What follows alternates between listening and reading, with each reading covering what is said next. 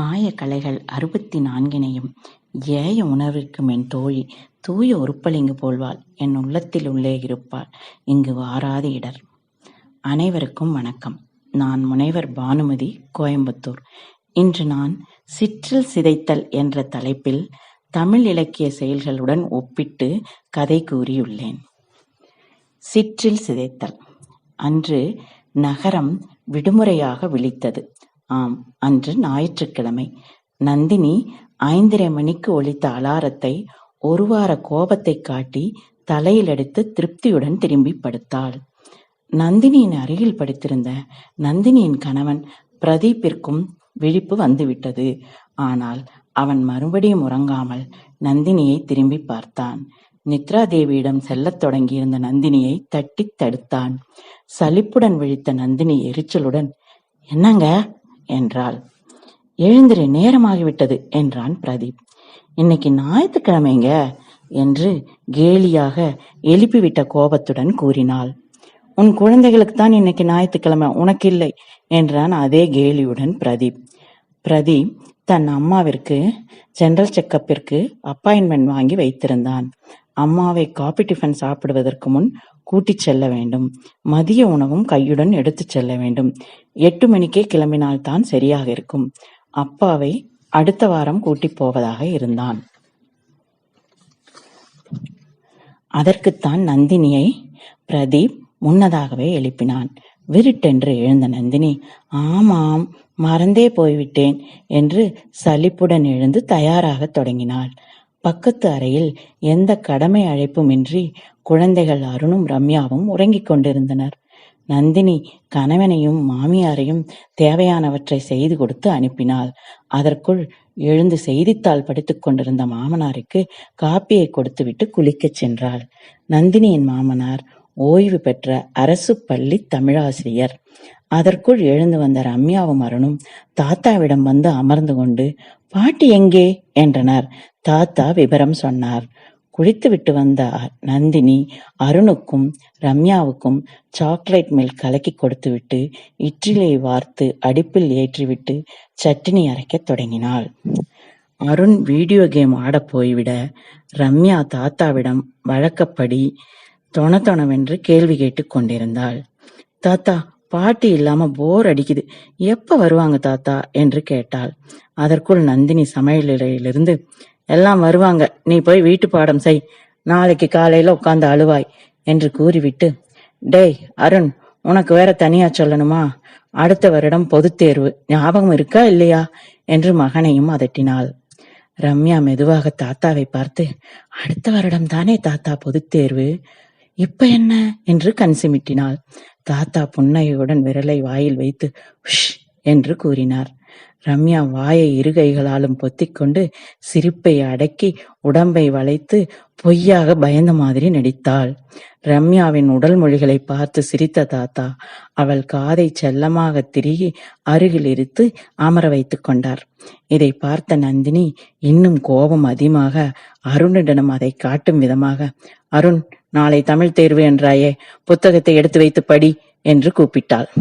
அருண் 9ஆம் வகுப்பும் ரம்யா 6ஆம் வகுப்பும் படிக்கிறார்கள். அருண் எழுந்து சென்று பாட புத்தகத்தை எடுத்து வந்து தாத்தாவிடம் அமர்ந்து கொண்டான். தாத்தா கேட்டார், என்ன பாடம் வேண்டும் அருண் என்றார். செய்யுள் பகுதியில் சிற்றிலக்கியம் பாடம் தாத்தா என்றான் அருண். ஓ, அந்த பாடமா, மிகவும் சுவாரஸ்யமானதாயிற்றே என்றார் தாத்தா. நேரமின்றியும் கடமை கருதியும் இயந்திரமாக தமிழ் பாடம் நடத்தும் ஆசிரியர்களை விட கதை போல் சுவைபட கூறும் தங்கள் தாத்தாவிடமே ரம்யாவும் அருணும் பாடம் கேட்டுக்கொள்வர். சிற்றிலக்கியம் என்றால் என்ன தாத்தா என்று கேட்டான் அருண். சிற்றிலக்கியம்னா ராமாயணம் சிலப்பதிகாரம் போல விரிவாக இல்லாமல் குறைந்த வரிகளை கொண்ட செயல்களே சிற்றிலக்கியம். அது மட்டுமல்ல, இது 96 வகையாக தொகுத்துள்ளனர் என்றார் தாத்தா. சிற்றிலக்கியங்களில் என்ன மாதிரி செயல் இருக்கும் என்று கேட்டாள் ரம்யா. நாம் தினசரி வாழ்க்கையில் செய்யும் செயல்களையே செயல்களாக தொகுத்து கூறியுள்ளனர் நமது முன்னாள் புலவர்கள். உதாரணமாக இருட்டுறமொழிதல், சிலேடை, உலா, பிள்ளைத்தமிழ் போன்ற செயல்கள் இப்பாடல்களில் உள்ளன. இருட்டுறமொழிதல்னா ஒரு செய்யுளில் 2 விதமான பொருள் இருக்கும். ஸ்லேடைனா நீங்க நண்பர்களுக்குள் கேலி செய்து கொள்வீர்களே, அது போல. ரம்யா குட்டி கூட அடிக்கடி செய்வாளே என்று காலையில் அம்மாவை கிண்டல் செய்ததை சுட்டிக்காட்டினார். இதை கேட்டுக்கொண்டிருந்த நந்தினி, ஏதோ பாடம் சொல்லிக் கொடுக்கிறாரே என்று கேட்டும் கேளாதது போல மதிய உணவிற்கு பட்டு பட்டென்று காய்களை நறுக்கினாள். அதற்குள் அருண், பிள்ளைத்தமிழ்னா என்ன? அதில் தான் நாளைக்கு எனக்கு தேர்வு தாத்தா என்றான். பிள்ளைத்தமிழ்னா நமக்கு பிடித்தவர்களை அரசரோ தெய்வமோ தலைவர்களோ கவிஞர்களையோ குழந்தையாக நினைத்து புலவர்கள் செயலமைப்பார்கள். தற்காலத்தில் காந்திஜி காமராஜா ஐயாவை கூட குழந்தையாக வைத்து பாடியிருக்கிறார்கள் என்றார் தாத்தா. அது மட்டுமல்ல, குழந்தைகள் 3 மாதத்திலிருந்து கிட்டத்தட்ட 2 வயது வரை செய்யும் விளையாட்டுக்களை தொகுத்து காவப்பு, தாலாட்டு, சப்பாணி, அம்புலி, செங்கூரை, சிற்றில் சேர்த்தல், ஊசல் என்று பல வகையாக பிரித்து பாடியுள்ளனர் என்றார். இதெல்லாம் என்ன விளையாட்டு தாத்தா என்று ரம்யா கேட்க, குழந்தைகளை தெய்வம் காப்பது, தாலாட்டுவது, கைதட்டி மகிழ்வது, நிலா காட்டுவது, கிளி போல் ஆடுவது, ஊஞ்சல் ஆடுவது, சிற்றில் சேதத்தில் என்று ஆண் குழந்தைகளுக்கு பெண் குழந்தைகளுக்கு என்று தனித்தனியாக பாடி வைத்துள்ளனர் என்றார் தாத்தா. என்ன தாத்தா சொல்றீங்க? நானும் அருணும் ஒரே மாதிரி தானே விளையாடுறோம். ஸ்கூலில் கூட அக்காக்கெல்லாம் கிரிக்கெட்டு, சிலம்பம், சைக்கிள் போட்டி என்று அழகழகாக விளையாடுறாங்களே என்றாள் ரம்யா. அப்போதெல்லாம் இப்படித்தான் ஆண் குழந்தைகள் விளையாட்டு, பெண் குழந்தைகள் விளையாட்டு என்று பிரித்து கூறியுள்ளனர் என்றார் தாத்தா. அதற்குள் அருண் தன் விஷயத்தில் கவனமாக, சிற்றில் சிதைத்தல்னா என்ன விளையாட்டு என்று தாத்தாவிடம் மேலும் கவனத்துடன் கேட்டார். சிற்றில் சிதைத்தல்னா பெண் குழந்தைகள் மணலில் வீடு கட்டுவாங்க. அதனை ஆண் குழந்தைகள் விளையாட்டாக கலைத்து விடுவார்கள்.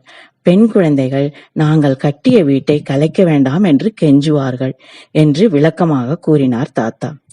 நந்தினி பாடம் முடிந்ததை அறிந்து ரம்யாவையும் அருணேவையும் குளிக்க அனுப்பிவிட்டு குளித்துவிட்டு வந்த தாத்தாவிற்கு சிற்றுண்டி பரிமாறினாள்.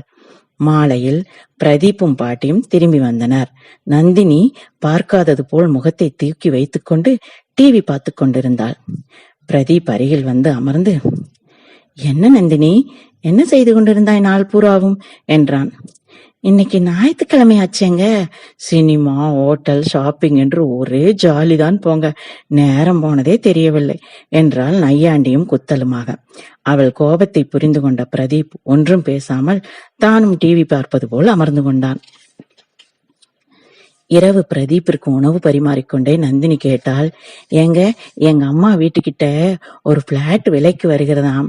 நம் ரம்யா அருணுக்கும் கூட ஸ்கூல் பக்கத்துலங்க என்றாள். ரம்யா அருணுக்கு இன்னும் கொஞ்ச நாள் தான் ஸ்கூல் படிப்பு முடிந்துவிடும். அப்புறம் அவர்கள் 2 வீலரிலோ பஸ்ஸிலோ காலேஜ் போய் விடுவார்கள். தவிர அம்மா அப்பா அந்த வீட்டை விட்டு வரமாட்டாங்க என்றான் பிரதீப். அம்மா அப்பா முடிந்த போது அந்த வீட்டுக்கு வரட்டும், நாம் எப்போது அங்கு போவாங்க என்றாள். நந்தினியின் எண்ணம் போகும் பாதையை புரிந்து கொண்ட பிரதீப் கோபத்துடன், நந்தினி, நீ எதற்கு அடி போடுகிறாய் என்று எனக்கு புரிகிறது. ஏதோ ஒரு ஞாயிற்றுக்கிழமை வெளியே போக முடியவில்லை. ஞாயிற்றுக்கிழமைகள் நிரந்தரம், அம்மா அப்பா நிரந்தரம் இல்லை. வயதான காலத்தில் நாம் தான் அவர் அருகில் இருக்க வேண்டும். தவிர குழந்தைகளும் பாட்டி தாத்தாவை பிரிந்து இருக்க மாட்டார்கள், ஏங்கி போய்விடுவார்கள் என்றான் அவளுக்கு புரியும் விதமாக. நந்தினி ஒன்றும் பேசாமல் பாத்திரங்களை ஒழுங்குபடுத்துவதில் முனைந்தாள். படுக்கையறையிலிருந்து இதனை கேட்டுக்கொண்டிருந்த பாட்டி தாத்தாவிடம், நாம் நந்தினிக்கு பாரமாங்க, உங்கள் பென்ஷன் பணத்தை கூட அவளிடம் தானே கொடுக்கிறோம் என்றாள் அங்கலாய்ப்புடன். பணமெல்லாம் இன்றொரு பொருட்டல்ல, உன் மருமகள் கூடத்தான் கை நிறைய சம்பாதிக்கிறாள். இன்றைய பெண்கள் சுதந்திரமாக தான் தன் குடும்பம் என்று வாழ ஆசைப்படுறாங்க என்றார் தாத்தா. அதற்காக இந்த சின்ன வீட்டை சிதைக்க பார்க்கிறாளே என்றாள் பாட்டி வருத்தத்துடன். தாத்தா பாட்டிக்கிடையே எப்போதும் செல்லமாக படுத்துக் கொள்ளும் ரம்யா தூங்குவதாக நினைத்துக் கொண்டிருந்த தாத்தாவிடம், ஏன் தாத்தா, காலையில சின்ன வீட்டை கலைப்பது அண்ணாக்கள் தான் என்று சொன்னாயே என்று மெதுவாக கேட்க, தாத்தா புன்னகையுடன் பேத்தியை பார்த்து, நீதானே சொன்னாய் அக்காக்களும் அழகா விளையாடுறாங்கன்னு. ரம்யா புரியாமல் பார்த்தாள்.